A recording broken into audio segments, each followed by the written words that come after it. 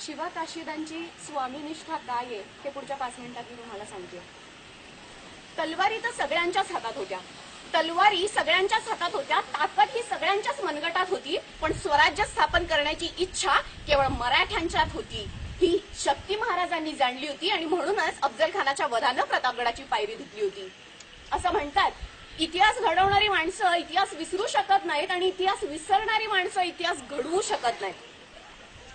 दिनांक 25 नोव्हेंबर 1659 रोजी शिवाजी महाराज कोल्हापुरात दाखल झाले. महाराजांची नजर गेली पन्हाळगडाकडे. पन्हाळगड एक अभेद्य किल्ला. बस मराठी फौज तिकडे दौडत निघाली.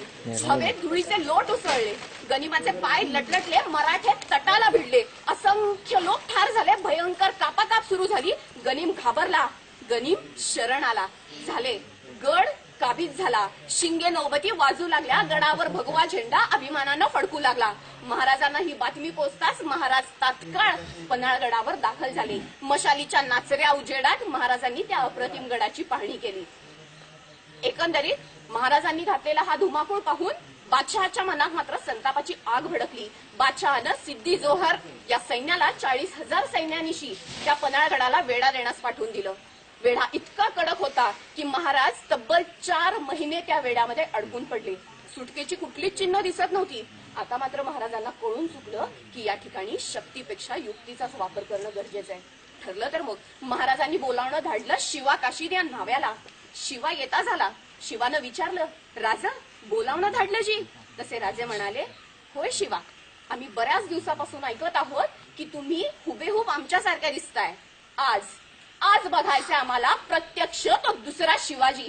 शिवा शहारला, झटका नाद केला, महाराजांचा पेहराव परिधान केला, मस्तकावर जरीटोप चढवला आणि महाराजांसारखाच मिशांना पीळ देत महाराजांसमोर दाखल झाला.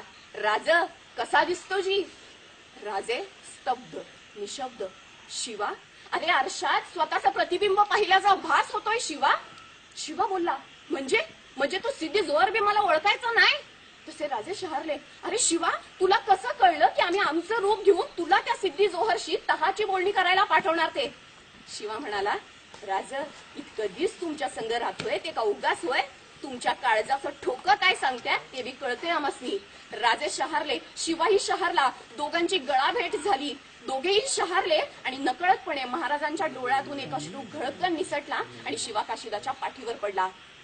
कदाचित यापेक्षा मोठी कौतुकाची थाप आजपर्यंत कुठल्याही मावळ्याला मिळाली नाही आणि हीच कौतुकाची थाप शिवा काशीदाला मोठं करून गेली. इकडं सिद्धी जोहरचं सैन्य बेसावत झालं. का तर राजे स्वतः पन्हाळगडावरून तहाची बोलणी करायला येतात आणि राजांनी अगदी याच ढिलाईचा फायदा घेतला. ठरल्याप्रमाणे राजांनी 2 पालख्या तयार केल्या. एका पालखीत ते स्वतः बसले आणि विशाळगडाकडे रवाना झाले, तर दुसऱ्या पालखीत होता महाराजांचं रूप घेतलेला शिवा काशीद. पालखी मार्गस्थ झाली. गड उतरून पालखी खाली आली. राजे आस्ते कदम आत येतात. आईये राजे, आईये. शामियानाचा पडदा उघडला गेला. गळाभेट झाली.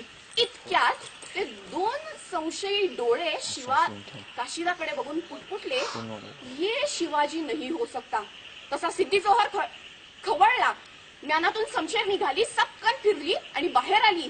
बता कौन है तू? तसा शिवा बोलला, मैं शिवाजी महाराज हूं.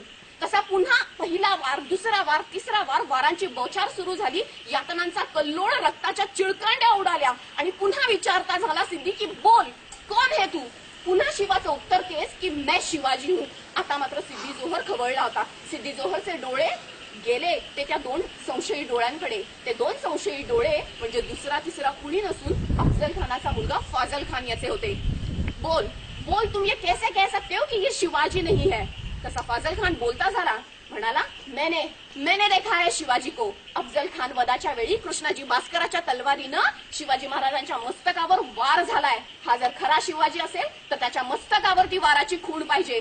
सिद्धी पुन्हा थबकला, पुढे गेला. शिवा काशीदाच्या डोक्यावरचा जरी टोप त्यांनी धुडकावून लावला.